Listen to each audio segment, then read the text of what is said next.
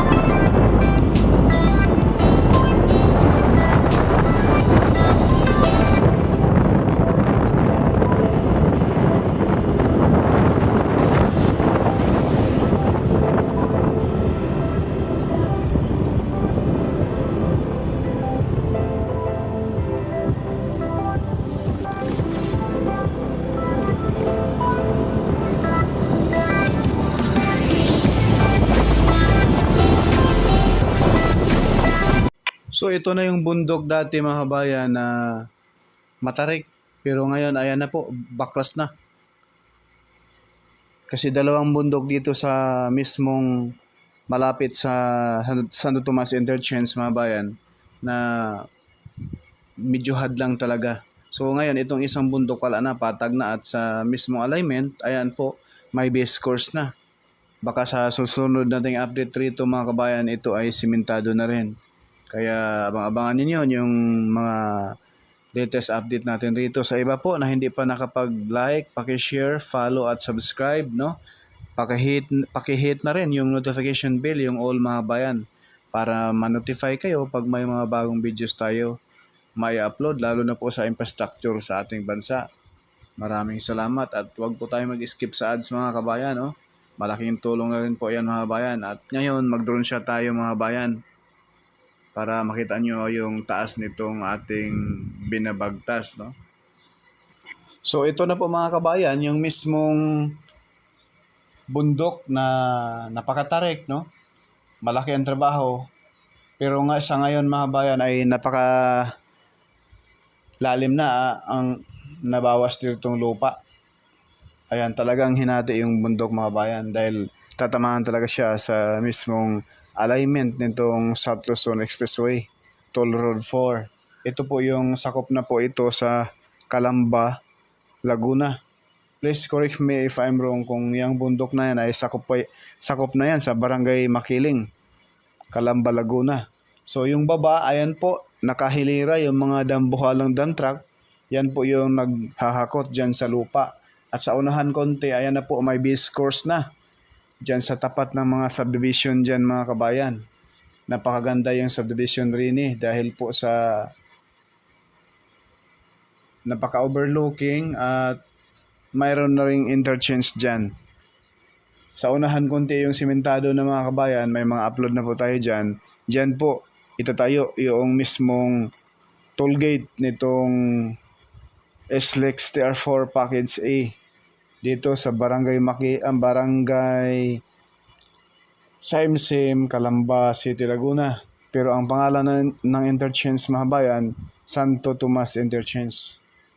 So ayan po yung baba natin, no? Kitang-kita na po natin mga bayan.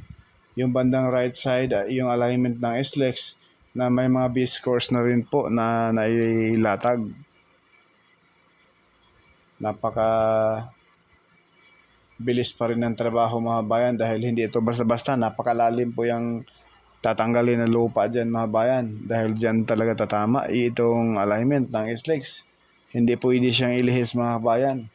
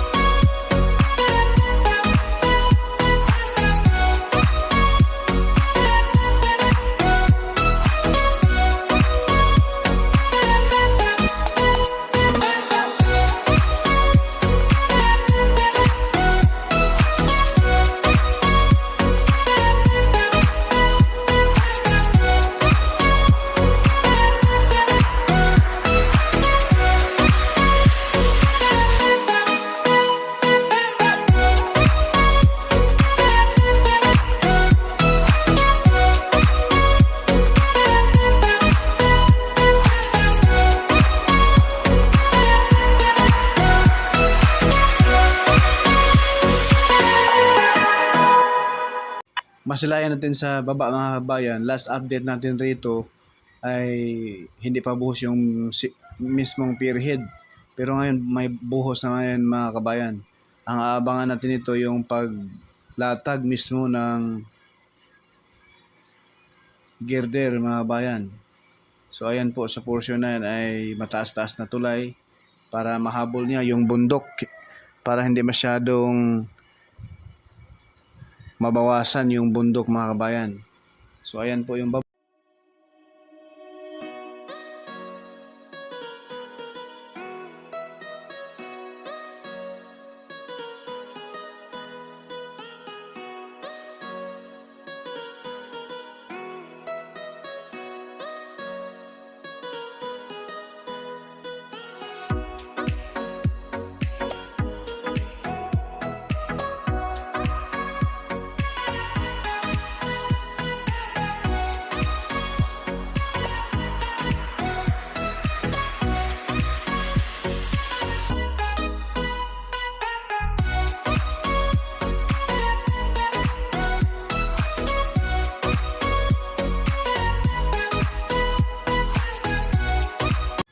So yung baba mga kabayan, dyan po tayo dumaan kanina. Galing tayong Barangay San Antonio, no?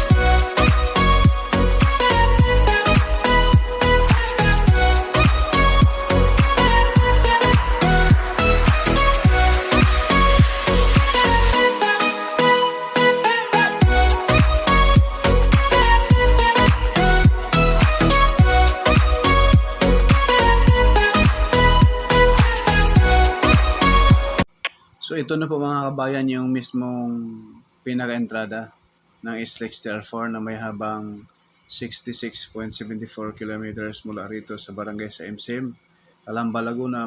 Magtatapos ito sa barangay Mayaw, Lucena City mga kabayan. Ayan na po. Tatawid lang dyan sa mismong SLEX TR3.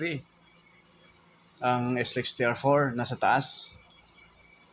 Yung baba, maraming sasakyan dumadaan. Yan na po yung papuntang Lipa City, Batangas. Yan lang po ang latest update natin mga kabayan. Purka Studio, hindi sikat, pero nag-aabot ng balitang tapat. Paki-like, share, follow at subscribe.